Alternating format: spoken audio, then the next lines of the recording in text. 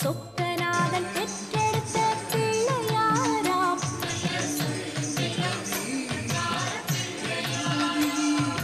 கைலாய மலைய விட்டு தெற்கே வந்தாராம்.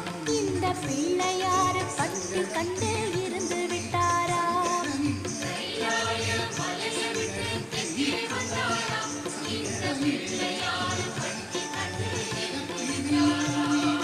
கணபதியார் வந்தாரம்மா, நம்ம உறவாக நின்றாரம்மா.